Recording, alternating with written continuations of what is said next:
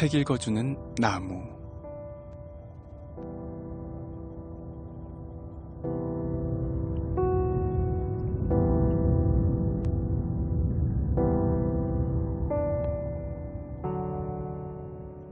안녕하세요. BTN 불교 라디오 책 읽어주는 나무입니다.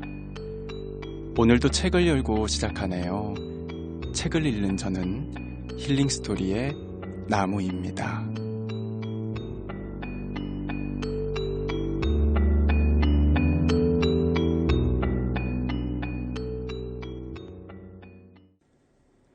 해인사곳은 보강대선사께서 쓰신 큰 스님의 마음공부라는 책으로 여러분들과 함께 하고 있습니다. 오늘은 37번째 시간 바른 도리와 바른 행동부터 함께 낭독해 보도록 하겠습니다.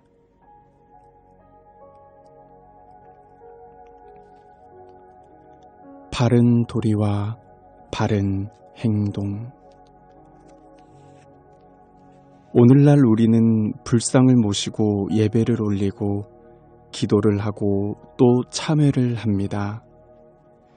하지만 부처님의 가르침을 듣고 그대로 발동할 수 있는 능력, 즉 중생이 지니고 있는 불법을 이해하고 받아들이는 본바탕 자질의 차이, 상근기, 중근기, 하근기라고 합니다.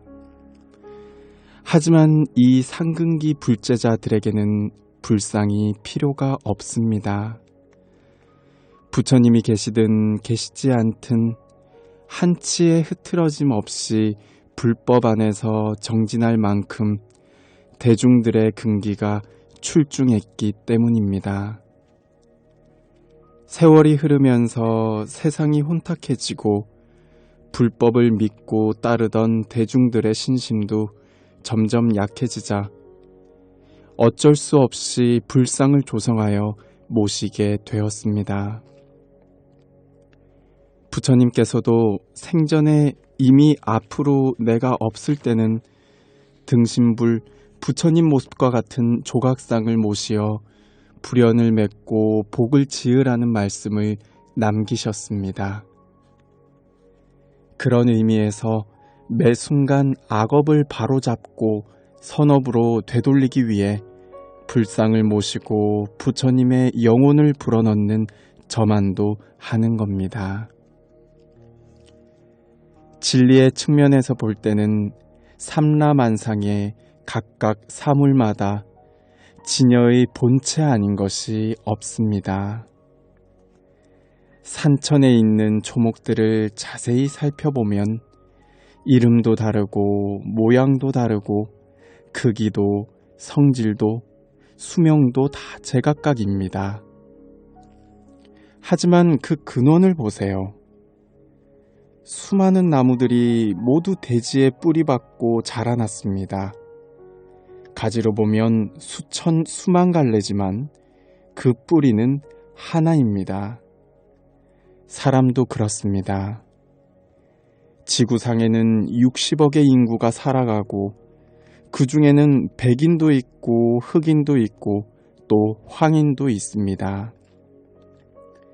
각기 생김새도 다르고 말도 다르고 성향도 다르고 종교도 제각각입니다. 행동까지 세밀하게 들여다보면 그 많은 사람들 중에 나와 같은 사람은 한 사람도 없어요.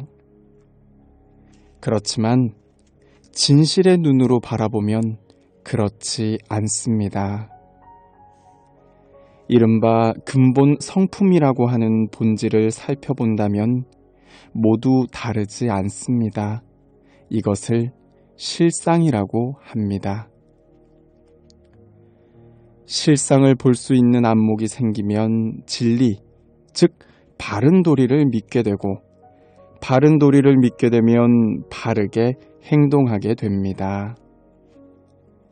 안목이 열리기 전에는 아무리 많이 듣고 아무리 많이 보아도 이해만 될 뿐이지 행동으로 옮기기 어렵습니다. 왜 그런가 하면 익혀온 습성, 즉 업이 올바른 길로 가는 것을 막고 익숙한 악의 길로 끌고 가버리기 때문입니다. 그래서 생각과 행동이 따로 드러나게 됩니다. 범부들은 알면서도 도리에 맞게 실천하지 못하고 알면서도 죄를 짓고 두 눈 멀쩡히 뜨고 과보를 받게 됩니다. 안목을 갖추고 보면 흐르는 계곡물과 우뚝 솟은 산봉우리가 모두 진여의 본체입니다. 절에만 부처님이 있는 것이 아닙니다. 집안에서 항상 아침 저녁으로 예불하는 것이 참 부처님을 만나는 것입니다. 이러한 조성예불이 가정을 밝히고 사회를 밝힙니다. 조성예불로 내 마음에 부처님을 만나십시오.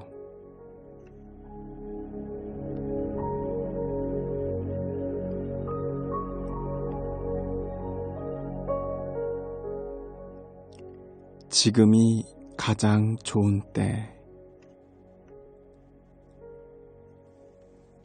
마음 밖에 따로 존재하는 세상은 없습니다. 각기 자기 마음 작용대로 마음의 눈을 통해 세상을 봅니다. 자기 심상대로, 자기 심보대로 보이는 것입니다. 마음이 청정한 사람은 세상도 청정하게 보지만 마음이 혼탁하고 탐욕과 분노에 사로잡힌 사람은 세상이 온전히 보이지 않습니다. 절망에 사로잡히거나 화가 머리끝까지 난 사람들은 눈앞이 캄캄해진다고 하지요. 욕심이 앞을 가려도 캄캄해지고 분노가 치밀러 올라도 캄캄해지고 어리석음으로 눈앞이 캄캄해집니다. 한평생 살아가면서 탐욕과 분노와 어리석음에서 벗어나 제대로 사는 시간은 얼마 되지 않습니다. 일평생 탐욕과 분노와 어리석음에 사로잡혀 살아가는 중생은 진정한 부처님의 모습을 볼 기회가 거의 없다고도 할 수 있습니다. 부처님과 우리 중생은 본질적으로 차이가 없습니다. 그런데 부처님은 일체의 번뇌와 고통이 없는데 중생은 왜 갖가지 번뇌와 고통 속에 태어나 살아가고 죽어야만 하는 것일까요? 부처님은 지혜를 갖추어 올바른 길로 걸어갔지만 중생은 어리석음에 뒤덮여 삿된 길로 걸어갔기 때문입니다. 부처님께서는 지혜 광명으로 삼세의 일을 환히 보시지만 중생은 어리석음에 뒤덮여 있으니 항상 캄캄한 어둠 속에서 살아야 합니다. 중생은 현명해져야 합니다. 그게 그리 어려운 일도 아닙니다. 우선 지금 내가 바르게 가고 있는지 잘못 가고 있는지 판단하는 것인데 본인이 잘한다고 해도 힘들고 일이 잘 안 풀리고 있으면 그것은 바른 길의 상태가 아닌 것입니다. 중생의 입장에서 보면 부처님이 거꾸로 가는 것이겠지만 부처님의 입장에서 보면 중생이 거꾸로 가고 있는 것입니다. 이럴 때 내가 가는 길이 옳다고 고집만 부릴 것이 아니라 정말 바르게 가고 있는지 점검해 보아야 합니다. 지금 내가 걸어가고 있는 길의 종착점이 평화와 행복이 보장되는 곳인지 심사숙고해야 합니다. 그리고 판단이 빨라야 합니다. 시간이 지나면 지날수록 부처님과의 거리는 점점 멀어지기 때문입니다. 아니다 싶으면 곧장 길을 돌이켜 부처님이 가신 길로 쫓아가야 합니다. 그것도 부지런히 쫓아가야 따라잡을 수 있습니다. 이것이 현명한 것입니다. 부처님께 제자들이 여쭈었습니다.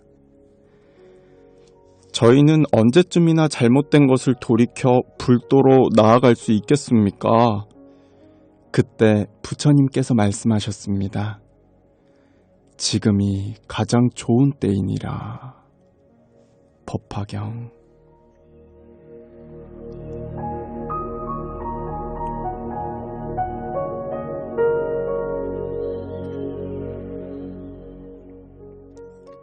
네, 이렇게 두 편 같이 낭독해 봤는데요.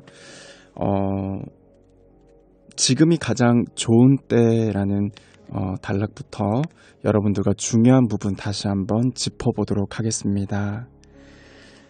부처님은 일체의 번뇌와 고통이 없는데 중생은 왜 갖가지 번뇌와 고통 속에서 살아가는 것일까요? 마음이 청정한 사람은 세상도 청정하게 보지만 마음이 혼탁하고 탐욕과 분노에 사로잡힌 사람은 세상이 온전히 보이지 않습니다. 라고 말씀하셨습니다. 그렇다면 부처님은 일체의 번뇌와 고통이 없이 그렇게 살아가시는데 중생은 왜 갖가지 번뇌와 고통 속에서 살아가는 것일까요? 부처님은 바로 지혜를 갖추어 올바른 길로 걸어갔지만 중생은 어리석음에 뒤덮여 삿된 길로 걸어갔기 때문입니다.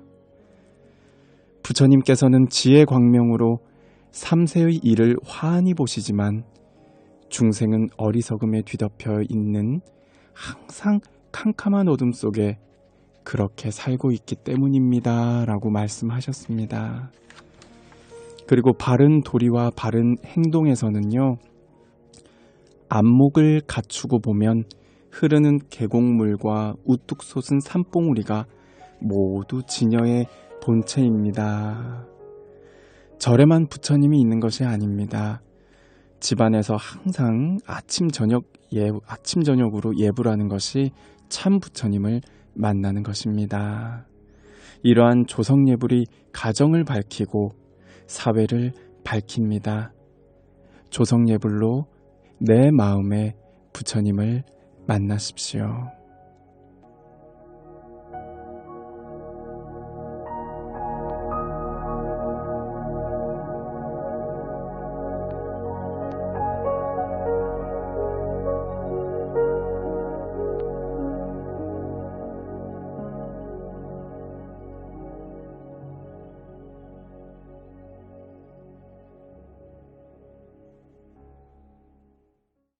BTN 불교 라디오 책 읽어주는 나무. 오늘은 여기까지 여러분들과 함께 하겠습니다. 이 프로그램은 여러분들의 진심 어린 후원으로 성장하고 있습니다. 앞으로도 더 좋은 방송이 될 수 있도록 따뜻한 인연 부탁드립니다. 그리고 방송을 들은 소감은 언제든 게시판에 남겨주시면 감사하겠습니다. 지금까지 청취해주셔서 감사합니다. 힐링스토리 나무였습니다.